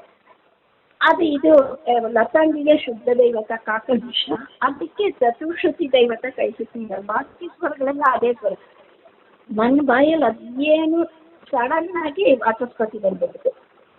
ನಮ್ಮಪ್ಪ ಹೇಳ್ತಿದ್ದ ಕ್ಷಣಗಳು ನನ್ನ ತಲೆಯಲ್ಲಿ ಹೆಂಗೆ ಓಡ್ಬಿಡ್ತು ಅಂದರೆ, ಅಯ್ಯೋ ನಾನು ಅಂದ್ಕೊಂಡಿದ್ದು ಲತಾಂಗಿ ಹಾಡಬೇಕು ಅಂತ. ಅಂದರೆ ನನ್ನ ಬಾಯಲ್ಲಿ ಬಂದಿದ್ದು ವಾಚಸ್ಪತಿ, ಅಲ್ಲಿ ರಾಮನೂ ಇದೆ ಸರ್. ವಾಚಸ್ಪತಿ ಆದ್ರೇನು ಲತಾಂಗಿ ಆದ್ರೇನು, ಅದು ಶ್ರೀನಿವಾಸ ಇವತ್ತು ನನ್ನ ಕೈಲಿ ಹಾಡಿಸ್ಕೊಳ್ಳಿಲ್ಲ, ನಾನು ರಾಮಂದೇ ಹಾಡ್ತೀನಿ ಅಂತ.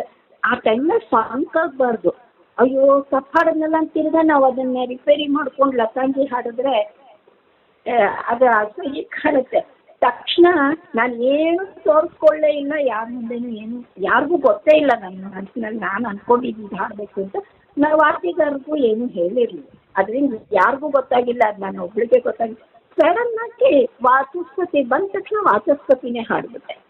ಫುಲ್ ಪ್ರೋಗ್ರಾಮೇ ಚೇಂಜ್, ಅಂದರೆ ಕೀರ್ತನೆ ಚೇಂಜ್, ರಾಗನೂ ಚೇಂಜ್. ಸಡನ್ನಾಗಿ ವಾಚಸ್ಪತಿ ಹಾಡಿ ಆವತ್ತು ಶ್ರೀನಿವಾಸನ ಮೇಲೆ ಹಾಡಬೇಕು ಅಂದ್ಕೊಂಡಿದ್ದು ರಾಮನ ಮೇಲೆ ಹಾಡಿದೆ. ಫುಲ್ಲು ಚೆನ್ನಾಗೇ ಬಂದ್ಬಿಟ್ಟಿತ್ತು, ಅದು ದೈವಾನುಗ್ರಹ ಅಷ್ಟೇ. ಆ ಟೈಮ್ನಲ್ಲಿ ನಾವು ಹೆದರ್ಕೋಬಾರ್ದು, ಏನೇ ಆಗಿರಲಿ ಅದೇನೋ ಅದು ಮಿಸ್ಟೇಕ್ ಅಂತನೂ ಅಲ್ಲ. ನಾನೇನು ಅನೌನ್ಸ್ ಮಾಡಿರಲಿಲ್ಲ ಇದನ್ನು ಹಾಡ್ತೀನಿ ಅಂತ, ನನ್ನ ಮನಸ್ಸಿಗೆ ಅಂದ್ಕೊಂಡಿದ್ದ ಅದು ಹಾಡಬೇಕು ಅಂತ. ಬಟ್ ವಾಚಸ್ಪತಿ ಮನಸ್ಸು ಬಾಯಲ್ಲಿ ಬಂದ ತಕ್ಷಣ ವಾಚಸ್ಪತಿ ಹಾಡ್ಕೊಂಡು ಬಂದ್ಬಿಟ್ಟೆ ಅಷ್ಟೇ. ಆವಾಗ ನಮ್ಮ ತಂದೆ ಹೇಳಿದ, ಅಂದರೆ ನಮಗೆ ಗುರು ಪಾಠಾಂತರ ಅಷ್ಟು ಚೆನ್ನಾಗಿ ಆಗಿತ್ತು ಸರ್. ನಮ್ಮ ತಂದೆಯವರು ಹೇಳೋರು ಈ ಥರ ಸ್ಟೇಜ್ ಮೇಲೆ ಎಷ್ಟೋ ಈ ಥರ ಅವಘಡಗಳೆಲ್ಲ ಆಗ್ತಿರುತ್ತೆ. ಆ ಟೈಮ್ನಲ್ಲಿ ನಾವು ಹೆದರ್ಕೋಬಾರ್ದು, ಏನೇ ಬಂದರೂ ಧೈರ್ಯವಾಗಿ ಮುನ್ನುಗ್ಬೇಕು, ಹಾಡ್ಕೊಂಡು ಹೋಗ್ಬೇಕು. ಒಮ್ಮೊಮ್ಮೆ ಹೇಳೋದಕ್ಕೆ ಬರಲ್ಲ, ಏನೋ ಮಿಸ್ಟೇಕ್ ಆಗಿರುತ್ತೆ, ನಾವೇನೋ ಲೆಕ್ಕಾಚಾರ ಮಾಡ್ಕೊಂಡಿರ್ತೀವಿ ಮುಕ್ತಾಯಿಗಳು, ಅದು ಬರಲ್ವಾ, ಇನ್ನೊಂದು ರೌಂಡ್ ಸುತ್ತಿ ಪರವಾಗಿಲ್ಲ, ಇನ್ನೊಂದು ರೌಂಡ್ ಅದು ಎಲ್ಲೋ ಅದು ಬರದೇ ಇರೋದು ಅಲ್ಲೇ ನಿಲ್ಲಿಸ್ಬಿಟ್ರೆ ಅಸಹ್ಯಕ್ಕಾಗತ್ತೆ. ಇನ್ನೊಂದು ಸಲ ಹಾಡ್ಕೊಂಬ, ಇನ್ನೊಂದು ರೌಂಡ್ ಬಾ, ಆಮೇಲೆ ತಿರ್ಗಿ ಅಲ್ಲಿಂದ ಮನೆ ಪಾಪ ಮುಕ್ತಾಯ ನೀ ಎಲ್ಲ ಅಂದ್ಕೊಂಡಿರ್ತೀವೋ ಬರುತ್ತೆ ಅಂತ ಹೇಳು. ಇದೆಲ್ಲ ನಮಗೆ ಸ್ಟೇಜ್ ಮೇಲೆ ಎಷ್ಟೋ ಈ ಥರ ಅನುಭವಗಳಾಗಿದೆ. ಅಂದರೆ ಒಂದು ನೂರಾರು ಸಾವಿರಾರು ಲಕ್ಷಾಂತರ ಏಟು ಬಿದ್ದರೆ ಒಂದು ಕಲ್ಲಿಗೆ ಒಂದು ವಿಗ್ರಹ ಆಗತ್ತೆ ಅಂತ ಅವತ್ತು ಹೇಳಿದ್ದೆ. ಹಾಗೇನೆ ನಮಗೆ ಪ್ರತಿ ಒಂದು ಸ್ಟೇಜ್ನಲ್ಲೂ ನಮ್ಗೆ ಈ ಥರ ಎಷ್ಟೋ ಅನುಭವಗಳಾಗಿದೆ. ಅವೆಲ್ಲ ನಮ್ಮನ್ನು ಬೆಳೆಸೋದು ಅಂತ ಅನ್ಸುತ್ತೆ. ಹಾ, ಆವಾಗ ನಾವು ಹೆದರ್ಕೋಬಾರ್ದು, ಏನೇ ಇರಲಿ ಇವತ್ತು ನಮ್ಗೆ ಇಷ್ಟೇ ದೇವ್ರ ಕಾಣಿಸಿದ್ದು ನಾವು ಹಾಗೆ ಹಾಡ್ಕೊಂಡು ಹೋಗ್ಬೇಕು ಅಂತ ನಮ್ಮ ಮನಸ್ಸಿನಲ್ಲಿ ನಾವು ಅನ್ಕೊಂಡಿರ್ಬೋದು ಅದು ಹಾಡಬೇಕು ಅಂತ. ಬಟ್ ಇದು ಬಂತು ಇದನ್ನೇ ಹಾಡು ಅಷ್ಟು ಅಂದರೆ ಆ ಟೈಮ್ನಲ್ಲಿ ಆ ಪ್ರೆಸೆನ್ಸ್ ಆಫ್ ಮೈಂಡ್ ಇರಬೇಕು, ಫಂಕ್ ಆಗಬಾರ್ದು, ಅದನ್ನೇ ಹಾಡು. ಅಂದರೆ ಒಬ್ಬರು ಕಲಾವಿದರು ಆದಮೇಲೆ ನಾವು ಸ್ಟೇಜ್ ಪರ್ಫಾರ್ಮಿಂಗ್ ಆರ್ಟಿಸ್ಟ್ ಅಂದಮೇಲೆ ಎನಿ ಟೈಮ್ ಎನಿ ರಾಗ ನಾವು ಕೇಳಿದ ತಕ್ಷಣ ಅದನ್ನು ಹಾಡೋಂಥ ಕೆಪಾಸಿಟಿ ಇದ್ದಾಗ ಮಾತ್ರ ನಾವು ಸ್ಟೇಜ್ ಹತ್ತಬೇಕು. ಆ ಥರ ಒಂದು ಸ್ಟೇಜಿಗೆ ಬಂದಮೇಲೆ ನಾವು ಧೈರ್ಯವಾಗಿ ಹಾಡೋದಕ್ಕೆ ಹೋಗಬೇಕು ಅನ್ನೋದು. ಆ ಥರ ನಮ್ಮ ತಂದೆ ರೆಡಿ ಮಾಡಿದ್ರು ನಮ್ಮನ್ನೆಲ್ಲ. ಏನೋ ನಮಗೆ ಎಲ್ಲ ಕಲಾವಿದರಿಗೂ ಆ ಕ್ಷಣದ ಕ್ರಿಯೇಟಿವಿಟಿ ಅನ್ನೋದು ಬಹಳ ಮುಖ್ಯ ಅನ್ಸುತ್ತೆ. ಖಂಡಿತ ಸರ್, ಖಂಡಿತ. ಏನೋ ಮರೆತು ಹೋಗೋದು ಅಥವಾ ಬದಲಾಗೋದು ಆ ಕ್ಷಣಕ್ಕೆ ಹೊಂದಿಕೊಳ್ಳಲೇಬೇಕಾದ ಅನಿವಾರ್ಯತೆ ಇರ್ತದೆ. ಆಮೇಲೆ ಎಷ್ಟೋ ಕಡೆ ನಾವ್ ಯಾವ್ದೋ ಮೇನ್ ಒಂದ್ ರಾಗ, ಈ ರಾಗದಲ್ಲಿ ಈ ಕೀರ್ತನೆ ತಗೊಂಡ್ ಹಾಡ್ಬೇಕು ಅಂತೆಲ್ಲ ಅನ್ಕೊಂಡು ಒಂದು ಪ್ಲಾನ್ ಮಾಡ್ಕೊಂಡು ಹೋಗಿರ್ತೀವಿ. ಅಲ್ಲಿ ಯಾರೋ ತುಂಬಾ ಚೆನ್ನಾಗಿ ಆಸಕ್ತರು ಕೇಳೋಕ್ ಬಂದಿರ್ಬೇಕಾದ್ರೆ ಅವ್ರು ಯಾವ್ದೋ ಒಂದು ಚೀಟಿ ಕಳಿಸ್ತಾರೆ ಸರ್ ಸ್ಟೇಜ್ ಮೇಲೆ, ನಮ್ಗೆ ಈ ರಾಗ ಈ ರಾಗದಲ್ಲಿ ಈ ಕೃತಿ ಬೇಕು ಅಂತ ಕೇಳ್ತಾರೆ. ಅವಾಗ ನಾವು ಅದು ಬರೋಲ್ಲ ಅನ್ನೋದಕ್ಕಿಂತ ಅದು ಅಲ್ಲಿ ಸೂಕ್ತ ಆಗಿದ್ರೆ ಅದು ಮುಂದಿನ ರಾಗಗಳು ನೋಡ್ಕೋಬೇಕು.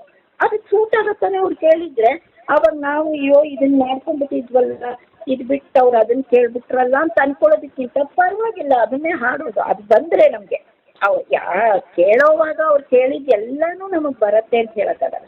ಅದು ನಮಗೆ ಗೊತ್ತಿದ್ರೆ ಅವ್ರಿಗೂ ಸಂತೋಷ ಆಗತ್ತಲ್ವಾ ನಾವು ಅವ್ರು ಕೇಳಿದ್ದನ್ನು ಹಾಡಿದಾಗ. ಆ ಥರ ಎಷ್ಟೋ ಸನ್ನಿವೇಶಗಳು ಆಗಿದೆ ನನಗೆ.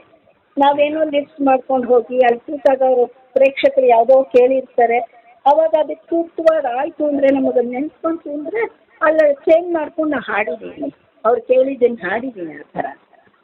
ಆ ಥರ ಸನ್ನಿವೇಶಗಳು ಬರುತ್ತೆ. ಪ್ರೇಕ್ಷಕರಿಗೆ ಏನು ಬೇಕೋ ಅದನ್ನು ಕೊಡೋದೇ ಅಲ್ವಾ ಕಲಾವಿದರು ಇದು. ನಿಜ. ಹಾಗೆ ಇದೇ ಥರ ಇನ್ನೊಂದು ಇನ್ಸಿಡೆಂಟ್, ಇದೆಲ್ಲ ಕ್ಲಾಸಿಕಲ್ದು. ಲೈಟ್ ಮ್ಯೂಸಿಕ್ನಲ್ಲಿ ನಮ್ಮ ಅಶ್ವಥ್ ಅವ್ರ ಡೈರೆಕ್ಷನಲ್ಲಿ ನಾನು ಇಂದು ಒಂದು ಹಾಡು ಹಾಡಿದ್ವಿ ಸರ್, ಮತ್ತೆ ಮರಳಲಿ ಪ್ರೀತಿ ಅದಿನ್ನೂ ಹಾಕ್ತಿರ್ತಾರೆ ಅವಾಗ. ಅಶ್ವಥ್ ಅವ್ರು ಹೇಳ್ಬಿಟ್ರೆ ಏನೋ ಈ ಸಾಹಿತ್ಯ ನನಗೇನೋ ಅಷ್ಟು ಅನ್ನಿಸ್ತಾನೆ ಇಲ್ವಲ್ರಿ, ಅದಕ್ಕೆ ಮತ್ತೆ ಮರಳಲಿ ಪ್ರೀತಿ ಈ ಥರ ಏನೋ ಅದನ್ನ ಟ್ಯೂನ್ ಮಾಡಿದ್ರು. ನಾನು ಇಂದು ವಿಶ್ವನಾಥ್ ಡ್ಯೂಯೆಟ್ ಹಾಡಿದ್ದು ಅದು. ಆಮೇಲೆ ಅವರು ಹೇಳುವ ಅವತ್ತೆಲ್ಲ ತುಂಬ ಜನದ್ದಿತ್ತು. ನಮ್ಮ ಹಿಂದೆನೋ ಮುಂದೆನೋ ಅನಂತ ಸ್ವಾಮಿ ಅವ್ರದ್ದು ಒಂದು ಸಾಂಗ್ ಇತ್ತು. ಆವಾಗ ಅಶ್ವಥ್ ಅವ್ರಿಗೆ ಯಾಕೋ ಇವತ್ತು ಎಲ್ಲದಕ್ಕಿಂತ ನಮ್ಮದೇ ಕಿತ್ಕೊಂಡು ಹೋಗ್ಬಿಡುತ್ತೋ ಏನೋ ರೀ, ನನಗೇನೋ ಇದ್ರ ಮೇಲೆ ಕಾನ್ಫಿಡೆನ್ಸೇ ಇಲ್ಲ, ಈ ಹಾಡು ಏನೋ ಆಗ್ಬಿಡುತ್ತೆ ಅಂತ. ಆಮೇಲೆ ನಾನು ಇಂದು ಅಯ್ಯೋ ಯಾರಾದರೂ ಏನಾದ್ರು ಪೇಪರ್ ರಾಕೆಟು ಹಂಗೆ ಹಿಂಗೆ ಮಾಡಿ ಬಿಸಾಕ್ಬಿಡ್ತಾರೋ ಏನೋ ನಮ್ಮ ಮೇಲೆ, ಈ ಹಾಡು ಕೆಟ್ಟೋಗುತ್ತೋ ಏನೋ ಅಂತ ಅಂದ್ಕೊಂಡು ನಾವೇ ಅದನ್ನ ಇನ್ನೊಂದು ಸ್ವಲ್ಪ ಏನೇನೋ ಇಂಪ್ರೂವ್ ಮಾಡ್ಕೊಂಡು ಸ್ವಲ್ಪ. ಆಮೇಲೆ ಅವ್ರು ಹೇಳಿದ್ರು ಎಫ್ನಲ್ಲಿ ಹಾಡಿ ಇದನ್ನ ಸ್ವಲ್ಪ ಗೆಟಪ್ ಬರುತ್ತೆ ಅಂತ. ಎಷ್ಟೇ ಆದರೂ ದೊಡ್ಡ ಇದ್ದಾರೆ. ಆಯಿತು ಸರ್, ನಾವು ಎಫಲ್ಲೇ ಹಾಡಿದರೆ ಅವತ್ತು ತುಂಬ ಒಳ್ಳೆ ಹೆಸರು ಬಂದ್ಬಿಡ್ತು ಸರ್ ಆ ಹಾಡಿಗೆ.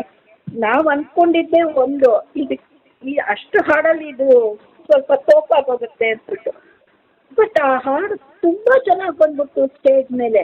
ಒಳ್ಳೆ ಶಿಲ್ಲೆಲ್ಲ ಹೊಡೆದ್ರು, ಎಲ್ಲ ಸಿಕ್ಕಾಬಡೆ ಕ್ಲಾಪ್ ಮಾಡಿದ್ರು. ಆಮೇಲೆ ಎಲ್ಲರೂ ಮುಗಿದ ಮೇಲೂ ನಿಮ್ಮ ಹಾಡು ಒಂಥರ ಡಿಫ್ರೆಂಟು, ತುಂಬ ಚೆನ್ನಾಗಿತ್ತು ಅಂತೆಲ್ಲ ಹೇಳಿದ್ರು. ನಾವು ಎಕ್ಸ್ಪೆಕ್ಟೇ ಮಾಡಲಿಲ್ಲ. ಆಮೇಲೆ ನಾವಿಬ್ರು ಅಂತೂ ಖಂಡಿತ ಇದು ಇವತ್ತು ಫ್ಲಾಪ್ ಸಾಂಗು, ನಮ್ಮಿಬ್ರು ಸಾಂಗೇ ಫ್ಲಾಪ್ ಆಗೋಗುತ್ತೆ ಅಂತೆಲ್ಲ ನಾವಿಬ್ರು ಹಾಡೋ ತನಕ ಸ್ಟೇಜ್ಗೆ ಹಾಡೋ ತನಕ ಮಾತಾಡ್ಕೊಳ್ತಾ ಇದ್ವಿ ನಾನು ಇಂದು. ಅಷ್ಟು ಮಾತಾಡ್ಕೊಂಡು ನಮ್ಮ ಹಾಡೇ ಅವತ್ತು ತುಂಬ ಚೆನ್ನಾಗಿ ಬಂದು ಅದೇ ಹೇಳೋಕ್ಕಾಗಲ್ಲ.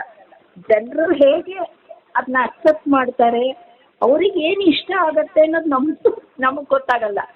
ಅಶ್ವಥ್ ಅವ್ರಿಗೂ ಅವತ್ತು ಇಷ್ಟು ಚೆನ್ನಾಗಿ ಬರುತ್ತೆ ಅಂತ ಅವರು ಎಕ್ಸ್ಪೆಕ್ಟ್ ಮಾಡಿಲ್ಲ. ಆ ಹಾಡಿಗೆ ಇಷ್ಟು ರೆಸ್ಪಾನ್ಸ್ ಸಿಗುತ್ತೆ ಅಂತ ನಾವು ಎಕ್ಸ್ಪೆಕ್ಟ್ ಮಾಡದೆ ಹಾಡಿದ್ದು ಹಾಡು ಸರ್ ಅದು. ಅವತ್ತು ಅಷ್ಟು ಹೆಸರು ಬಂದ್ಬಿಡ್ತಾ ನಾವು ಅವ್ರಿಗೆ ಅಷ್ಟು ಖುಷಿ ಆಗುತ್ತೆ ಅಶ್ವಥ್ ಸರ್ಗೆ.